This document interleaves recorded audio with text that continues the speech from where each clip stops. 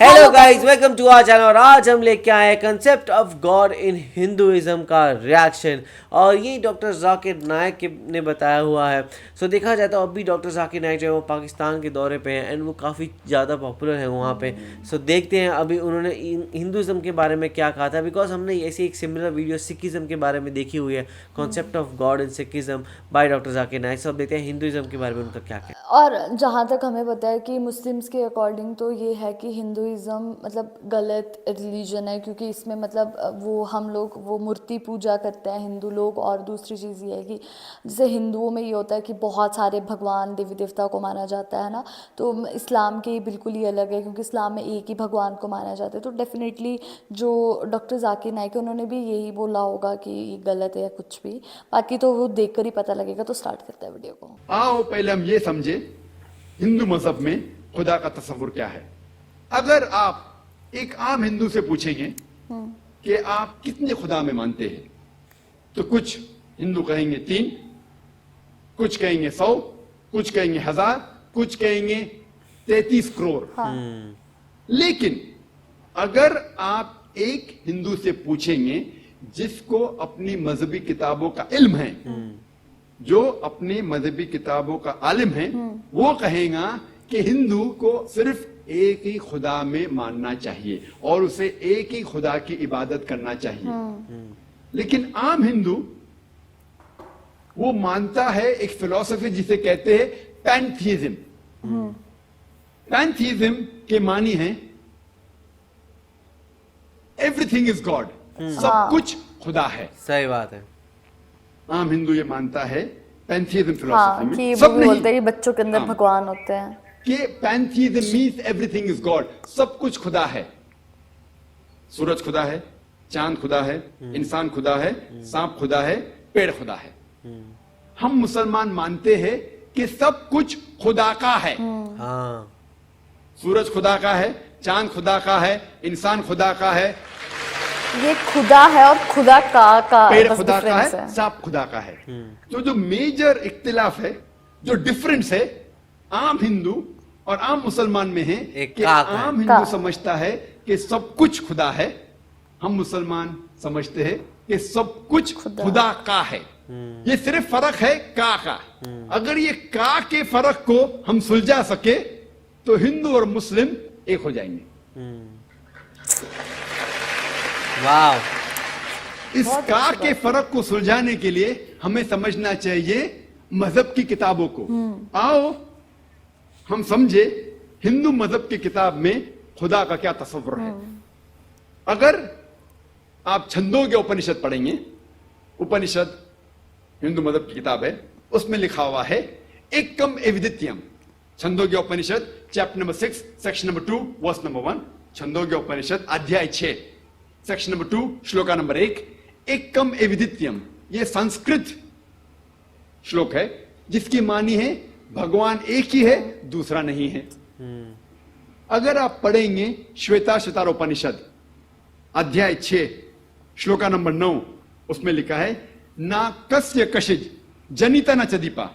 ये संस्कृत श्लोक है जिसके मानी है कि उस भगवान के ना कोई वालदेन है, ना कोई रब है, उसके ना कोई बाप है, ना कोई मां है, ना कोई रब है। अगर आप पढ़ेंगे श्वेताश्वतारोपनिषद अध्याय 4 श्लोका 19, उसमें लिखा है न तस्य प्रतिमा अस्ति। इसके मानी है उस के जैसा कोई भी नहीं है, उस खुदा की तरह कोई भी नहीं है। और हिंदू मजहब की किताब में सबसे मशहूर किताब है भगवत गीता जी। अगर आप भगवत गीता पढ़ेंगे अध्याय 7 चैप्टर नंबर 7 श्लोक नंबर 20, उसमें लिखा है all those materialistic people they worship Demi God's. मतलब जो लोग पैसे के पीछे, दुनियाई चीजों के पीछे भागते हैं, वो लोग गलत ईश्वर की पूजा करते हैं। और उसकी अगर इसकी तफसीर पढ़ेंगे, स्वामी ब्रह्मपदा कहते हैं इसके माने ये भी होते हैं कि जो लोग दुनियाई चीजें के पीछे भागते हैं वो लोग बुत परस्ती करते हैं। किधर लिखा हुआ है? Bhagavad Gita chapter number 7 chapter 7 श्लोक नंबर 20। आगे लिखा है भगवत गीता अध्याय 10 श्लोक नंबर 3 में कि वो खुदा ना कभी किसी को जना है ना जनेगा, और वो सबसे ताकतवर है।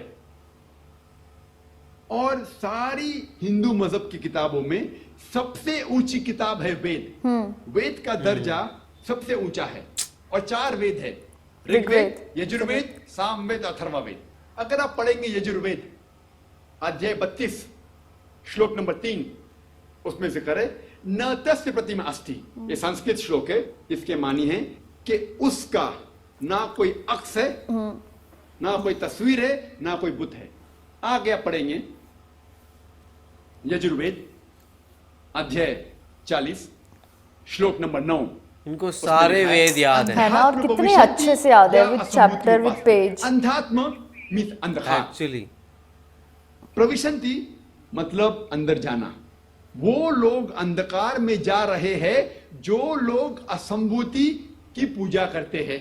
असंभूति माने कुदरती चीज, मिसाल के तौर पे पानी, आग, हवा। जो लोग कुदरती चीज की असंभूति की पूजा करते हैं वो अंधकार में जा रहे हैं। और श्लोक आगे कहता है कि वो लोग और गहरे अंधकार में जा रहे हैं जो लोग संभूति की पूजा करते हैं, जो बनाई हुई चीज की पूजा करते हैं, मिसाल के तौर पे टेबल, चेयर, गाड़ी, बुत एक्सेट्रा। कौन कहता है? यजुर्वेद अध्याय 40 श्लोक नंबर 9। वाह। और सारे वेद में सबसे ऊंचा वेद है ऋग्वेद। ऋग्वेद में लिखा है, किताब नंबर 1, हिम नंबर 164, 164। कैसे याद है इनको? श्लोक नंबर 46, श्लोक नंबर 46, उसमें लिखा है एक कम सत विप्र बहुत वदान्ते। ये संस्कृत श्लोक है जिसके मानिए सत्य एक है, हक एक है, खुदा एक है, और संत लोग उसे कई नामों से बुलाते हैं। भगवान एक है, ईश्वर एक है, लेकिन संत महापुरुष लोग उसे कई नाम से बुलाते हैं। और ऋग्वेद में, सिर्फ ऋग्वेद में किताब नंबर 2 हिम नंबर 1 में 33 नाम खुदा को दिए हैं। कितने नाम? 33। उसमें से एक है ऋग्वेद में, book number 2 hymn number 1 shloka number 3, एक नाम दिया गया है, वो है ब्रह्मा। इंग्लिश में उसे कहते हैं क्रिएटर। उर्दू या अरबी में कहते हैं खालिक। हम मुसलमानों को कोई गिला शिकवा नहीं है अगर कोई अल्लाह सुब्हाना व तआला को कहता है कि वो खालिक है, वो क्रिएटर है। लेकिन अगर कोई शख्स कहता है कि ब्रह्मा वो खुदा है जिसके 4 सिर है, हर सिर पे एक ताज है, तो हम मुसलमान उस पर एतराज करते हैं। क्योंकि आप श्वेताश्वतरोपनिषद अध्याय 4 श्लोका 19 के खिलाफ जा रहे हैं, जिसमें लिखा है न तस्य प्रतिमा अस्ति, उसके जैसा कोई भी नहीं है। एक दूसरा नाम जो खुदा को दिया गया है Rigveda book number 2 hymn number 1 shloka number 3 में, वो है विष्णु। अंग्रेजी में उसे कहते हैं सस्टेनर, द चेरिशर, विष्णु। अगर उर्दू या अरबी में कहेंगे तो वो है रब। हम मुसलमानों को कोई गिला शिकवा नहीं है अगर कोई इंसान कहता है कि खुदा रब है या सस्टेनर है या चेरिशर है। लेकिन अगर कोई शख्स कहता है कि विष्णु वो खुदा है जिसके 4 हाथ है, एक हाथ में चक्रा है, दूसरे हाथ में कौंच है जिसे ब्लो करते हैं, और वो पानी पे जा रहा है सांपों के बिस्तर पे, या हवा में उड़ रहा है एक परिंदे जिसका नाम है गरुड़ा, हम मुसलमान उस पर सख्त एतराज करते हैं। क्योंकि इसके अलावा आप यजुर्वेद अध्याय 32 श्लोका 3 के खिलाफ जा रहे हैं, जिसमें लिखा है न तस्य प्रतिमा अस्ति, उस खुदा का कोई अक्स नहीं है। अगर आप पढ़ेंगे ऋग्वेद किताब number 8 him number 1 shloka number 1, उसमें लिखा है माचदनदी संसद,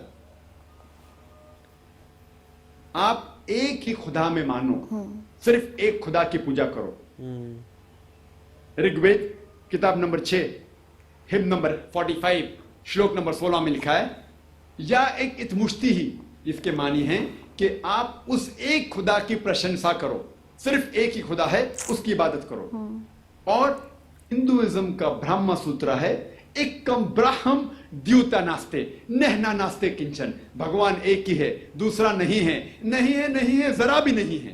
ओह क्या बात है। वाह। अगर आप हिंदू मजहबी किताब का मुताला करेंगे तो आपको हिंदू मजहब के ईश्वर के बारे में सही तस्वुर होगा और आप हिंदू मजहब के बारे में सही तालीम हासिल करेंगे।